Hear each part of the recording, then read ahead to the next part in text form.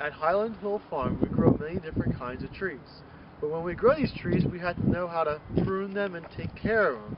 And right now, we're just pruning the trees. For pruning trees, you need two basic tools. First one is a nice cutters, or pruners, and the second one is a pole pruner, such as this. This tree right here I'm going to prune for you is called an October Glory Red Maple. It's been in our field. This is its second winter. We planted it as a 5 to 6 foot tall whip tree. You can see it's grown fairly good. This is going to be its second time being pruned. Basically, when we start with pruning the tree, the first thing we want to do is we want to check the trunk of the tree and make sure there's no suckers growing off the base of the tree. If there's none, we start working a little bit higher up on the tree. This one does not have any suckers growing off the base of the tree.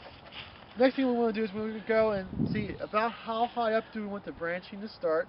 This is like a medium size level for where the branching is. There's a branch right over here. You can't really see, but that's okay. That's fine.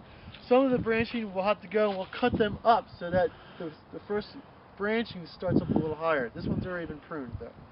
And we're going to work on this one. Since we don't have to cut any of the branches that make the first branching higher up, what we do next is we go through and we use our pruners correctly. This is a Felco's bypass pruner. You see the one side's blade and the other side is not. That's like the anvil side. And when you cut, the blade will cut on this side of the branch and this side will get pinched.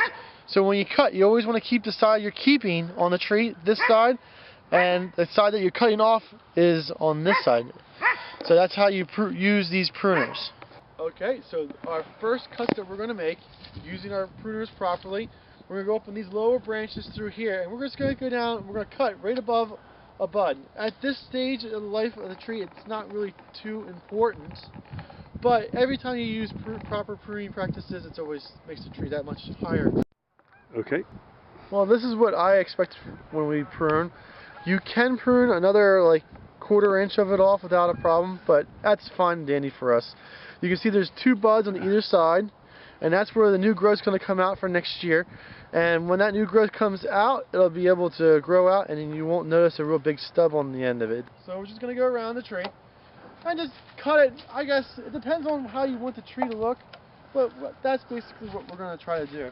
Now for these guys up here, sometimes you want to bend these guys down and prune them, and the taller you are, the easier it is. But if you pull it down too much, it may break right there. And if you can see how it has a V right there, you don't want to pull on that because you'll have a problem. And that's something that we're going to have to fix when we use our pole pruner. Well, just go around and hit them all real quick. Make sure you use the pruners properly. And that's fairly good for what we're going to use for the pruners. The next step is we're going to grab our pole pruners and we're going to do the top part of the tree now. When we select which, you can see there's 2 branches left, and they're both coming out of the trunk of the tree about the same spot. And when we select which one we want to become the main leader, we want to select the one that's either higher up. So this one here is higher up than that one. So this one of these 2 would be chosen over this. And we want to choose one that's most in the center. And sometimes when you're pruning, you'll see a tree that will have 3 of them come out, and the one in the middle is the weakest. And that one in the middle is the one you want to keep because that'll keep the straightest trunk and it'll have the most secure attachment of the branches to the trunk of the tree. So that's kind of important to remember. But so what we're going to do is, since this one I chose to be a little bit bigger of a trunk for a center one and also more towards the center of the tree, we're going to go through and we're going to pole prune right about here onto the tree. And that's a little bit low, and this one we're going to prune up a little bit higher, probably right about there.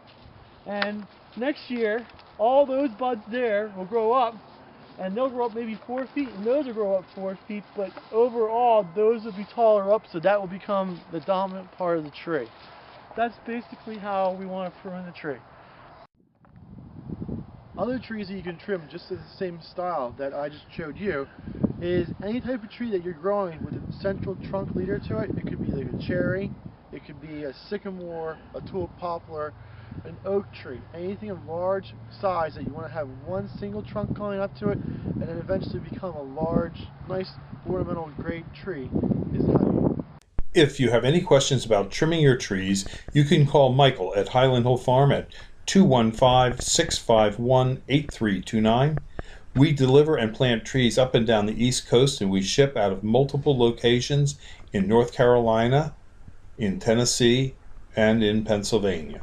Thank you.